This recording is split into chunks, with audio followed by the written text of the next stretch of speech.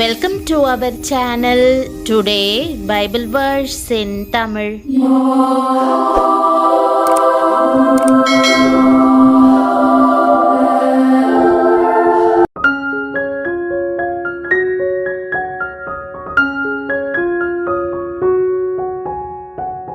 இன்றைய வசனம் யோவான் 15ஆம் அதிகாரம் 7ஆம் வசனம். கிறிஸ்துவுக்குள் பிரியமானவர்களே, நம்முடைய ஆண்டவரும் இரட்சகருமான இயேசு கிறிஸ்துவின் வல்லமையுள்ள நாமத்தில் உங்களை வாழ்த்துகிறேன். நீங்கள் ஆண்டவரில் நிலைத்திருந்தால் அவரது வசனம் நீங்கள் கிறிஸ்தவ வாழ்வில் ஆழமாக வேரூன்றும்படி செய்யும். அப்போது உங்கள் விருப்பங்கள் நிறைவேறும். உங்கள் வாழ்க்கையில் தேவனுடைய பரிபூரண ஆசிர்வாதம் விளங்கும்.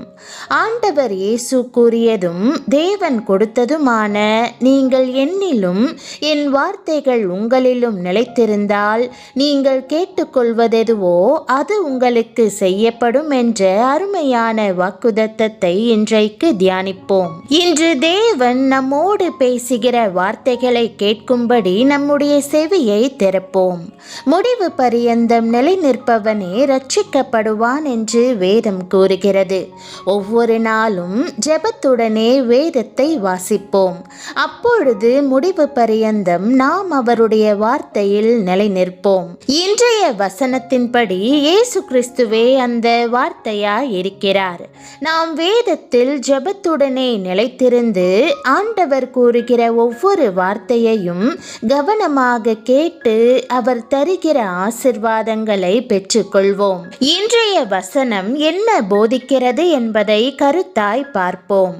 தேவனுடைய வார்த்தைகள் நம் இருதயங்களில் தங்கியிருக்க அனுமதிக்கவும் ஆண்டவரிலும் அவருடைய வார்த்தைகளிலும் நிலைத்திருக்கவும் நாம் அழைக்கப்பட்டிருக்கிறோம். இதுதான் கிறிஸ்தவ வாழ்வின் சாராம்சமாக இருக்கிறது. கடமைக்காக தேவனுடைய வசனத்தை வாசிக்க கூடாது. மாறாக வேத வசனங்களின் அர்த்தத்தை நாம் புரிந்து கொண்டு அவற்றால் ஆசிர்வாதம் பெறுகிற வரைக்கும் அவற்றை மறுபடியும் வாசித்து கொண்டே இருக்க வேண்டும். ஆண்டவருடைய வார்த்தைகள் நம்மில் நிலைத்திருக்கும்படி நாம் ஆண்டவரில் நிலைத்திருக்க வேண்டும் என்பதற்கு இதுவே பொருளாகும். இப்படி செய்யும் போது நாம் கேட்டுக்கொள்வதெதுவோ அது நமக்கு செய்யப்படும் என்று வாக்குத்தத்தம் கூறுகிறது. இது எவ்வளவு ஆசீர்வாதம்! நமக்கு விருப்பமான உணவை நாம் ருசித்து உண்பது போல தேவனுடைய வசனத்தை புசிக்கும்படி வேதம் நம்மை உற்சாகப்படுத்துகிறது. அவ்வாறே நாம் தேவனுடைய வார்த்தையின் மேல் பசித்தாகம் கொண்டவர்களாய் எவ்வளவு முடியுமோ அவ்வளவு அதை உட்கொள்ள வேண்டும். ஒருவன் என்னில் அன்பாயிருந்தால் அவன் என் வசனத்தை கை கொள்ளுவான். அவனில் என் பிதா அன்பாயிருப்பார். நாங்கள் அவனிடத்தில் வந்து அவனோடே வாசம் பண்ணுவோம் என்றும் தேவனுடைய வார்த்தையை கேட்டு அதை காத்து கொள்ளுகிறவர்களே அதிக பாக்கியவான்கள் என்றும் வேதம் கூறுகிறது. பிரியமானவர்களே, நீங்கள் தேவனுடைய வார்த்தையை எவ்வளவு நேசிக்கிறீர்கள்? அதை வாசிப்பதற்கு எவ்வளவு நேரம் செலவு செய்கிறீர்கள்? வேதத்தை வாசித்து நாளை ஆரம்பியுங்கள். அதிகாலையில் எழுந்து தேவனுடைய வார்த்தையை வாசியுங்கள். அப்போது அவரது வல்லமையான பிரசன்னத்தை உணருவீர்கள். இந்த பழக்கத்தின் மூலம் ஆண்டவர் உங்களை தமது பிரசன்னத்தால் வல்லமையாக நிரப்புவார். மத்தேயு 9:32 மற்றும் 33 வசனங்களில் அவர்கள் புறப்பட்டு போகையில் பிசாசு பிடித்த ஊமையான ஒரு மனுஷனை அவரிடத்தில் கொண்டு வந்தார்கள். பிசாசு துரத்தப்பட்ட பின்பு ஊமையன் பேசினான்.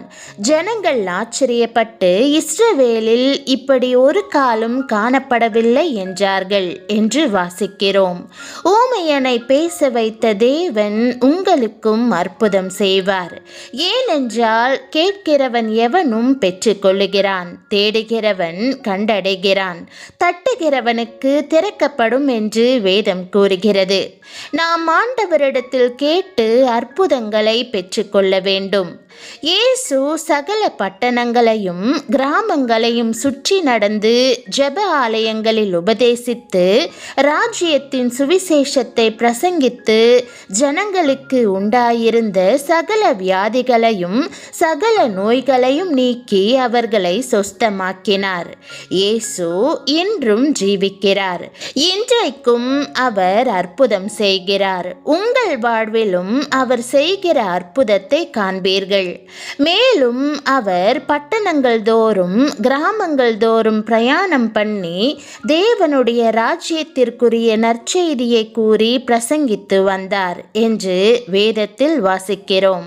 ஆண்டவர் கிராமங்களுக்கும் பட்டணங்களுக்கும் சென்று சுவிசேஷத்தை பிரசங்கித்து வந்தார்.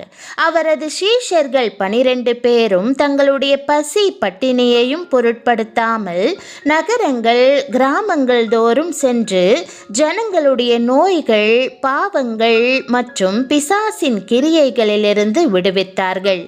நசரேயனாகிய இயேசுவை தேவன் பரிசுத்த ஆவியினாலும் வல்லமையினாலும் அபிஷேகம் பண்ணினார். தேவன் அவருடனே கூட இருந்தபடியினாலே அவர் நன்மை செய்கிறவராயும் பிசாசின் வல்லமையில் அகப்பட்ட யாவரையும் குணமாக்குகிறவராயும் சுற்றித் திரிந்தார் என்றும், அவர் திரளான ஜனங்களை கண்ட பொழுது அவர்கள் மேய்ப்பனில்லாத ஆடுகளைப் போல தோய்ந்து போனவர்களும் சிதறப்பட்டவர்களுமாயிருந்தபடியால் அவர்கள் மேல் மனதுருகினார் என்றும் நாம் வாசிக்கிறோம். ஆம், தேவன் உங்கள் மீதும் மனதுருக்கமுடையவராகவே இருக்கிறார். இன்றைக்கு உங்கள் மீதும் மனதுருகி உங்கள் தேவைகளை சந்திப்பார். ஆண்டவரில் நிலைத்திருங்கள். அவருடைய வார்த்தை உங்களில் நிலைத்திருக்கட்டும்.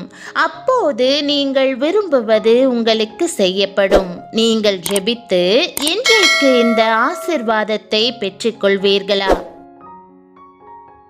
ஜெபம். அன்பின் பரம தகப்பனே, உம்மில் நிலைத்திருக்கவும் உம்முடைய வார்த்தைகள் என் இருதயத்தில் நிலைத்திருக்க அனுமதிக்கும்படியும் என்னை அழைப்பதற்காக உம்மை ஸ்தோத்தரிக்கிறேன்.